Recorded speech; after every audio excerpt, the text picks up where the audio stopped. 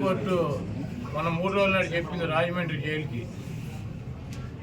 ఆయనేమో రా కదలరా అని చెప్పి ప్రజలను పిలుస్తున్నాడు. ఆయనేమో కోర్టులో రా కదలిరా కదలి వెళ్ళు సెంట్రల్ జైలుకి. ఈ నక్క చిత్తులు కన్ను పని చేయట్లేదు, కిడ్నీ పని చేయట్లేదు, గోళీ ఓడిపోయింది, ఇటువంటి సొల్లు కబుర్లు చెప్పకుండా నువ్వు చెప్పి చేసినటువంటి 420 కార్యక్రమాలకి రా కదలరా అని చెప్పి రాజమండ్రి సెంట్రల్ జైలు దీనికి ఆహ్వానం పలుకుతాయని త్వరలో కూడా వెళ్తాడు.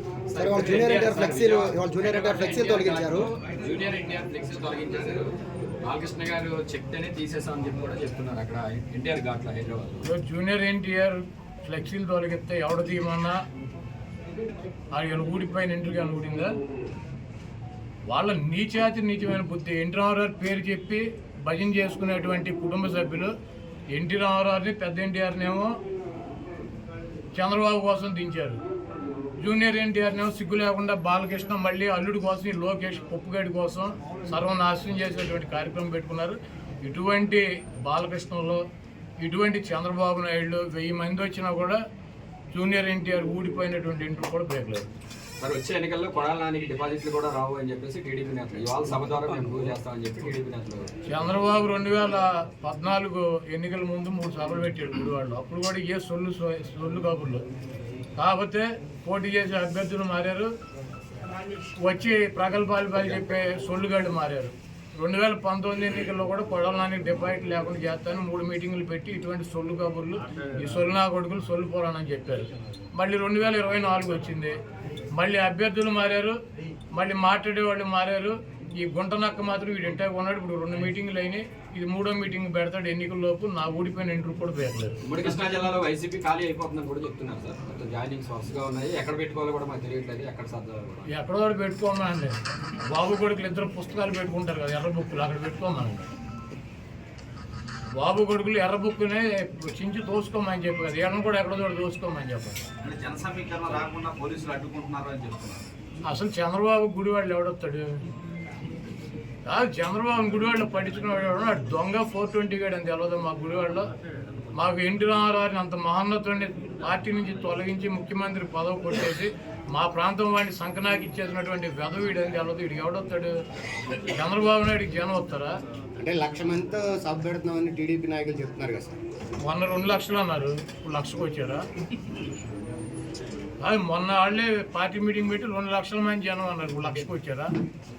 అక్కడ తీసుకున్న ల్యాండ్ ఎంత చూసారా మీరు? 22 ఎకరాలు పొలం తీసుకున్నారు, దాంట్లో 9 ఎకరాలు పార్కింగ్ పెట్టారు, 5 ఎకరాలు డయాస్ వేసారు, 5,000 కుర్చీలు వేశారు. 1,00,000 మంది వస్తారా? ఇప్పుడు వెళ్ళి లెక్కేటాడు కుర్చీలు 5,000 ఒకటో కుర్చీ ఉంటే నేను గుడివాడ వేసి వెళ్ళిపోతా. మీరు వెళ్ళా లెక్కేటాడు మీడియా వాళ్ళు. 22 ఎకరాలు ల్యాండ్, 7 ఎకరాలు పార్కింగ్, 9 ఎకరాలు పార్కింగ్, 5 ఎకరాలు ఏమో డయాస్ అంట, ఆయన సెక్యూరిటీ అంట. వేసి 5,000 కుర్చీలు వేసి 1,00,000 మంది వస్తారు. 5,000 కుర్చీలు 1,00,000 మంది కూర్చుంటారు. అంటే ఒక కుర్చీలో 10 మందిని కూర్చోబెడతారు. ఏంటి ఇవన్నీ సొల్లు కాపులు. 5,000 మంది వాళ్ళు ఏర్పాట్లు చేశారు. చంద్రబాబు మాట్లాడేటప్పుడు 3,000 మంది ఉంటారు. చంద్రబాబుకి ఆయన ఋత్విక్ రోషన్ ఏంటి ఓ జగబడి వచ్చేటకి ఈ సొల్లు కానీ నా చిన్నప్పటి నుంచి చూసి సొల్లు కబుర్లు సొల్లు పురాణం ఇవన్నీ ఈయన మా వాళ్ళకి చెవుల్లోంచి రక్తం గారిని చంద్రబాబుని పట్టించుకున్నాడు గుడివాళ్ళు ఎవడు ఉండడు. అంటే మీరేమో ఏమీ లేదంటున్నారు. ఒక పక్కన బాలసారి గారు జనసేనలో చేరుతున్నారు, బాలసారి గారు టీడీపీలో చేరుతున్నారు. ఎందుకని ఇట్లా వెళ్తూ ఉన్నారు? జగన్మోహన్ రెడ్డి గారు నిన్ను టీవీలో ఏ టీవీ 10 టీవీ నిన్ను తీసేస్తే నువ్వు ఎక్కడ చేస్తావు? ఏదో ఛానల్ చేరవా? ఇంటికాడ కూర్చుంటావా?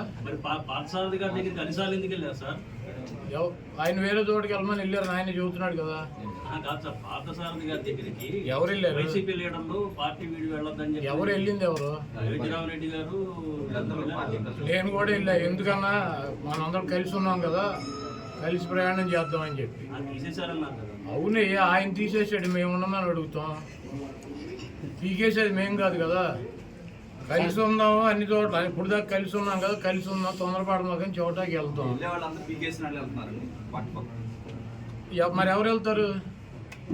కాదు, ఎవరు వెళ్తారు? జగన్మోహన్ రెడ్డి గారు సీట్ ఇస్తానంటే నాకు వద్దు, జనసేన తెలుగుదేశం మా తెలదు, ఏ పార్టీకి వస్తే సీట్ ఆ పార్టీలో చేస్తామని చెప్పి వెళ్ళేవాళ్ళు వాడు ఉన్నాడా?